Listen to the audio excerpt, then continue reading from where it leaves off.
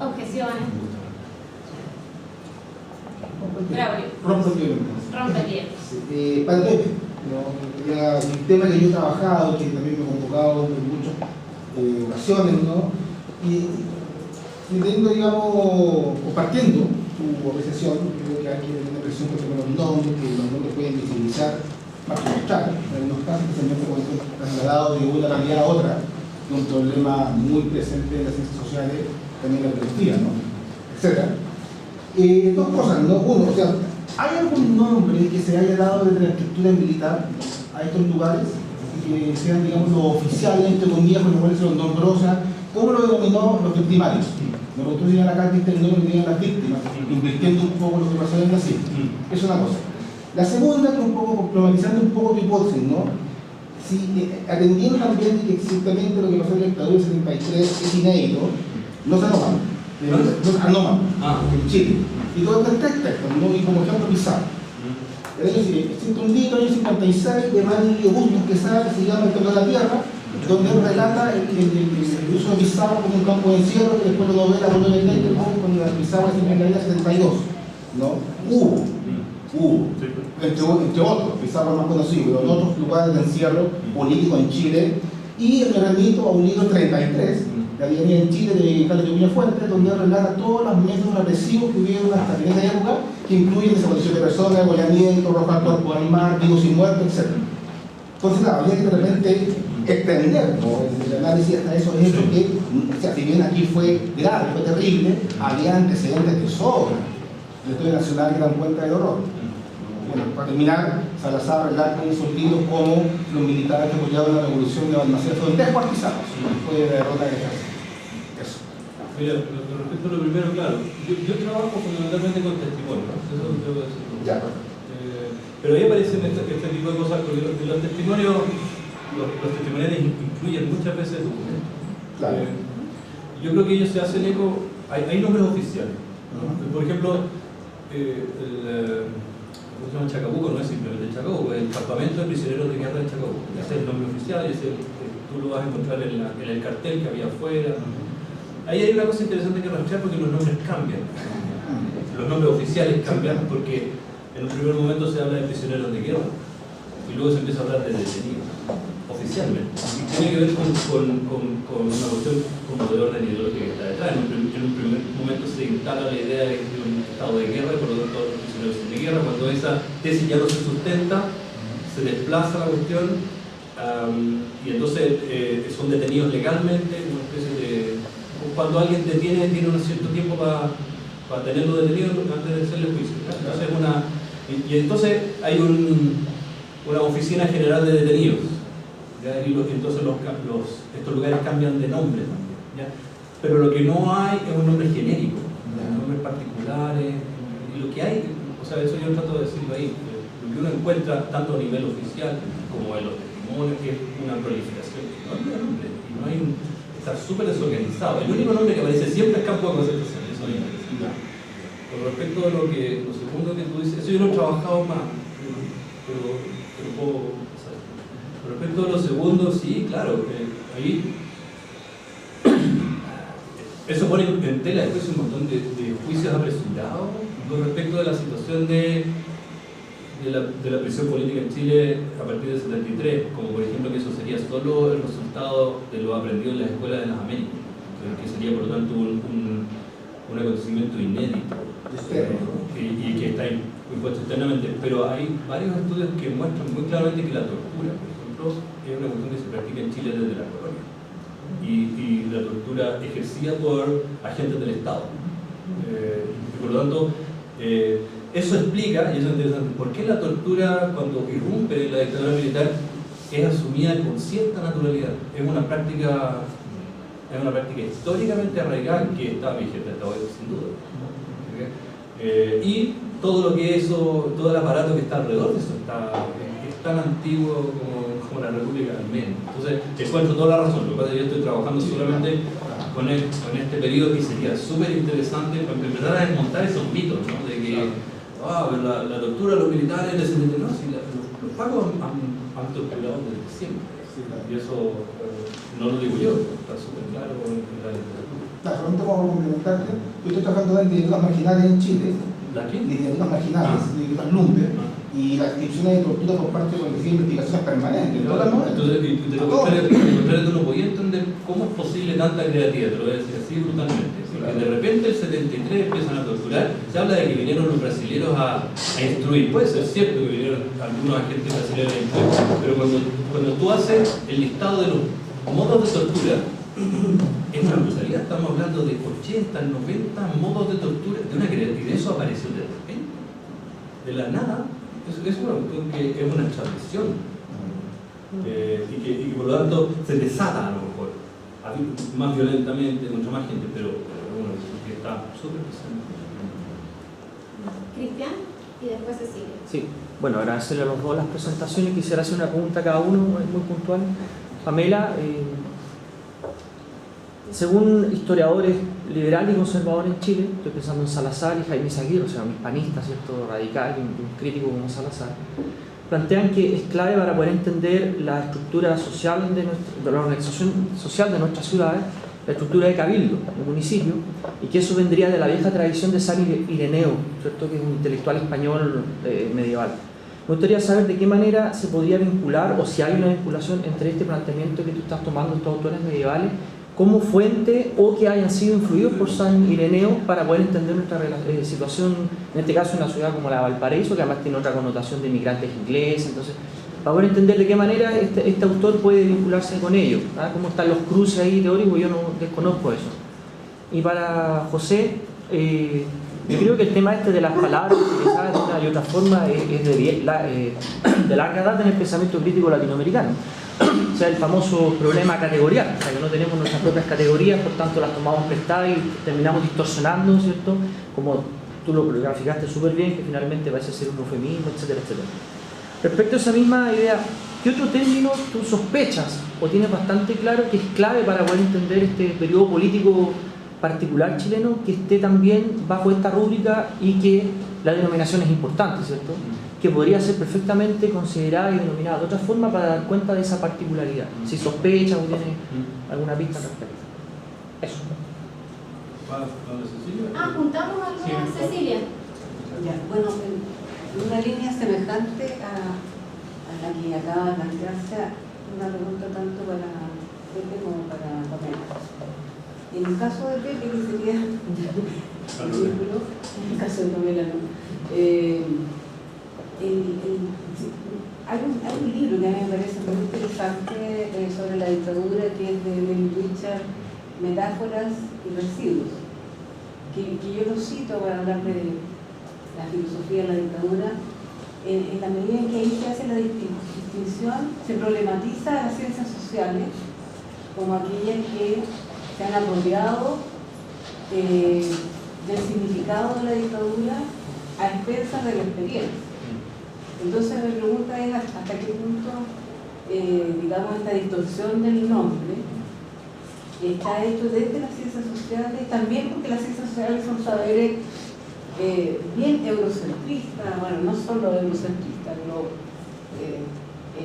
Estados Unidos centristas sobre todo, ¿no?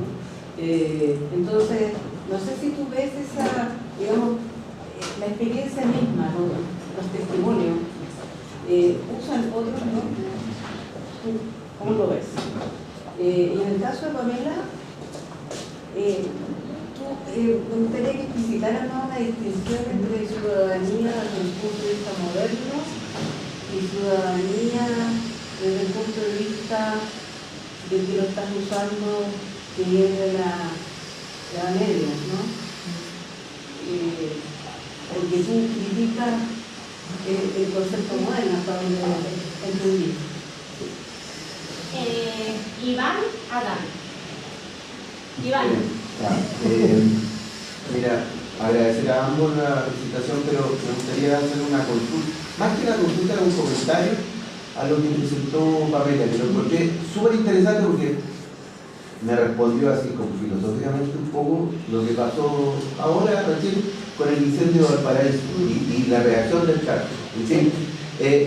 Y te pregunto por qué esa teoría ascendente, la teoría descendente respecto de la política, no se mantendría en un plano meramente teórico. porque a la hora de operar con esa forma ascendente del poder, pareciera que no pudiera darse. De hecho, en la propia entrevista de Richard, respecto del incendio que tuvimos hace unos días atrás, al principio se veía esa forma de hacer política mucho más ciudadana, mucho más desde lo particular, de lo que tú bien decías, donde la ley se somete a los hechos. No obstante, al poco andar, menos de 24 horas, el mismo Char tuvo que empezar a cambiar respecto de sus decisiones políticas, llevando a los hechos a la ley nuevamente. Por lo tanto, yo mi comentario y también pregunta es, bueno, ¿no caeríamos en un populismo en esa adecuación de los hechos, de la ley respecto a los hechos? ¿Cómo hacer esa conmutación? Porque yo creo que ese cambio debe darse producto de la sociedad del conocimiento y todo, las redes sociales, todo eso. Pero ¿hasta qué punto la política en su operación, en su mecánica, puede, de cierta manera, tomar esa teoría y hacerla praxis? Vamos a responder estas tres, hacemos una segunda ronda. Está Dan, yo quiero comentar, y está también Fernanda. Y si alguien más se quiere sumar. Bueno, hacemos que respondan estas tres y de ahí otra ronda.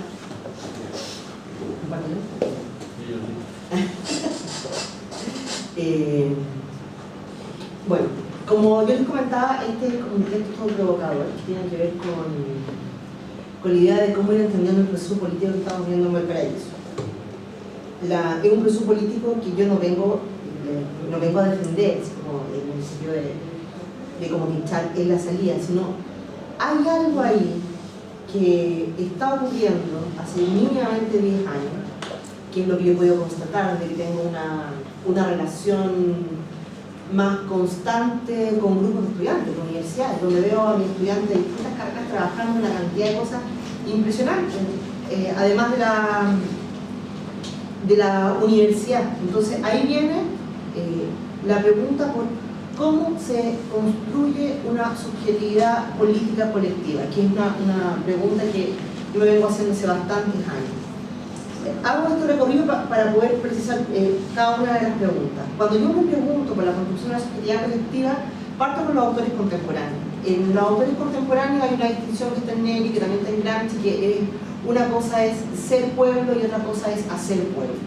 Entonces, pareciera que en esa distinción la subjetivación colectiva no basta enunciarla, ya tenía que haber también un proceso de donde yo me siento parte de una subjetivación colectiva. Buscando en esos antecedentes, empiezo a trabajar filosofía política italiana, donde me meto con conceptos como el traje individual, que está en Morfino, que viene de Balibar, y ahí llego a Expósito. Al llegar a Expósito me doy cuenta de esta forma de trabajo que tiene Expósito, de desmontar categorías políticas, y en este desmontaje de categorías políticas, por eso no hay ningún gesto original, es una forma de trabajo, aparece la necesidad viendo Expósito, de cuestionar a la modernidad y de pareciera que esta forma de construcción de Estado-Nación homogenizante y universalizante ha terminado por clausurar la política. Y esa es como mi base teórica. Entonces empiezo a revisar autores y me encuentro con la relación Maquiavelo-Marsilio de Pablo, que yo no conocía para nada, donde el primer documento es del año 82, que es de Alberto Toscano, donde primera vez se hace una relación entre ambos autores, y empiezo a leer a Marsilio de Pablo. Cuando leo a Marsilio de Pablo me encuentro con una edad media que yo nunca había visto en mi vida. O sea, yo estoy en una universidad católica, trabajo en una universidad católica, tengo un manejo del mundo medieval bastante amplio, no exhaustivo porque no es mi área de trabajo, pero me encuentro con estos autores que cuando los empiezo a leer, y usando una categorización muy simple, que es la categorización de Ullmann, de teoría ascendente y teoría descendente, que son muy gruesas, o sea, ahí falta mucha especificidad para poder leer el periodo medieval, me encuentro con tres elementos importantes para esta pregunta que yo tenía de cómo se hace pueblo. Pareciera que el Estado-Nación invisibiliza la posibilidad de hacer, solo permite la posibilidad de denunciar. y aparece la ciudad como forma política en esta estructuración que usa Manet, pareciera como el primer referente de forma política donde estamos como colectivos, donde eso es posible. Entonces aparece este mundo medieval. Además, en este mundo medieval aparece esta idea de pueblo que yo manifestaba. O sea, aparece la primera entre 1200 y 1300, que aquí lo nombraba, cómo nominar a este grupo, ¿no? Ya dejar de decirle los pueblos, darle más contenido. Y por último, aparece la idea de que esta multitud, o en esta multitud, recibe un poder inmanente, que sería la consecución. Cuando yo traigo el caso de Valparaíso, empiezo a mirar cómo leo esta realidad. O sea, yo soy profesor de filosofía política, que además tiene una lectura de la filosofía política que está vinculado al filósofo político como agente histórico. Eso está en Popper, la escuela de Cambridge, que dice que todo filósofo político tiene que ser un agente histórico. Y lo contrario, no hay filosofía política y entrega herramientas para leer la filosofía política. ¿Y por qué me doy este como rodeo? Para explicarles que no es la Edad Media en sí lo que a mí me interesa investigar, sino que a mí lo que me interesa investigar es cómo construimos estas subjetividades políticas colectivas que parece que la modernidad invisibilizó al remitir lo político al individuo. Pensemos en el liberalismo y sus derivas que nos afectan. En ese respecto aparece la distinción, y voy a empezar a responder las preguntas, en ese contexto para que me entienda la nieve de dónde hablo. Está la idea de ciudad. Efectivamente, yo no trabajo la distinción ciudad-quívitas. A mí me interesa la mirada marsiliana. En cuanto a la mirada marsiliana, aparece un averroísmo que está cuestionado si es un averroísmo político o no. Dice Bayona Bnar, un especialista en Padua, lo cuestiona, que exista averroísmo político. Vuelve a recuperar la ciudad como forma política. En la Quívitas lo que tenemos instalado, y por eso yo le leí a San Irineo, ahí me expuso de no poder hacerme cargo, la Quívitas tiene un obispo al centro, como construcción en la época. En cambio, la idea de ciudad recuperada de este elemento aristotélico permitiría aludir a estas dimensiones de autonomía y autarquía presentes en la decisión. Entonces, a mí me parece interesante por qué seguir usando la idea de ciudad más que la de Quívitas, que está en disputa en la época.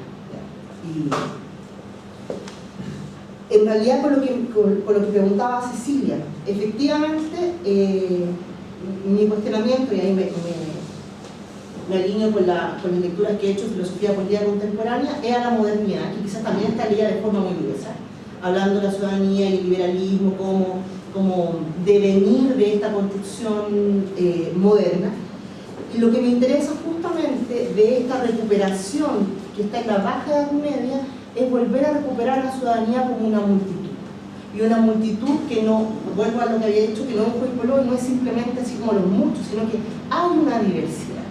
Y esa diversidad no queda homogenizada en la idea de pueblo de la época. Después nosotros quizás podemos ver esa categoría que ha quedado como bastante como empobrecida, ¿ya? En el sentido que lo hemos como, no sé, vinculado a ciertas determinaciones de clase, por ejemplo, que hablan de quién es pueblo y hace que ciertos otros grupos no se sientan pueblo. Entonces, pareciera que yo ya no soy pueblo y cuesta reconocernos en la terminología de pueblo. En cambio aquí, justamente la expansión del pueblo, la idea de multitud, es la que permite esta mayor diversidad. Y en ese sentido me interesa hacer ese vínculo entre esa ciudadanía y esa forma de entender al pueblo vinculada al pueblo y esta expansión. No sé si te puedo responder ahí, Cecilia, como esa mirada. Y me faltaba lo de la ley. Claro. ¿Cómo no caer en un populismo?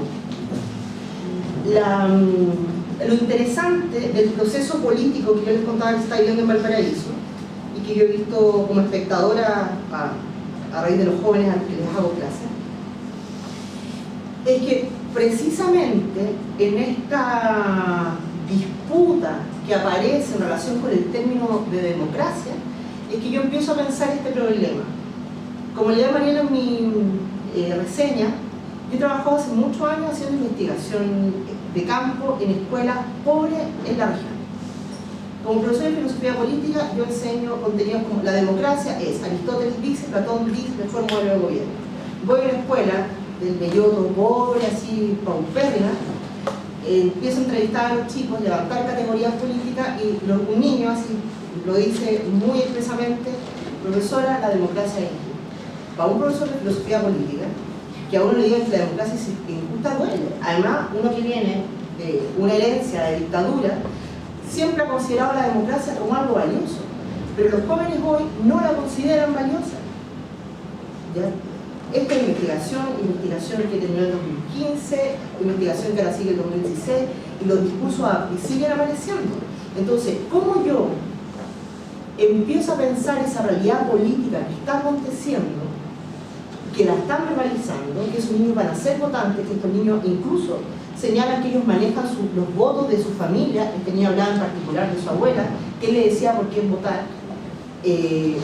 Yo no creo que no van a caer en el registro populista en la medida en que efectivamente nosotros asumamos que ser pueblo es lo importante para la construcción de la democracia, y no esta dirección descendente, por usar estas categorías gruesas que estábamos trabajando, que me digan lo que es lo democrático. Entonces, en ese movimiento, o sea, por eso decía, yo no vengo a defender a Char, ni las tomas de decisión políticas que puede tomar Char. Lo que hay detrás de Char, y que permitió la construcción de una alcaldía ciudadana que ganó Char, podría haber sido otro. Char ganó por 23 votos. ¿Ya? La primera etapa de la votación, donde las urnas para esa votación ciudadana estaban en los boliches, en los barrios. Entonces, era otra concepción, era otra forma, era otra aproximación a decir: yo quiero participar políticamente, pero no estoy de acuerdo con la forma de participación que hay, que en este duopolio, ¿cómo lo rompemos? Para mí, eso yo lo puedo, yo, Pamela, profesora de filosofía política, no lo puedo considerar populismo. ¿Rompen con la norma? Sí, rompen con la norma. No se hizo en escuelas, no había militares, ¿ya? Simplemente estaban las casetas en los barrios, en uno o dos. Yo vivo en las afueras de Valparaíso, en mi pueblo había una, ¿ya? Caseta para ir a votar, y que estaba en un bar, o sea, en un negocio que te venden de todo. La rigurosidad del manejo de la votación, yo lo conozco, no lo voy a poner en duda tampoco, no se ha cuestionado, no sabemos, pero la elección se hizo, y la elección arrojó, en este caso, a un autonomista como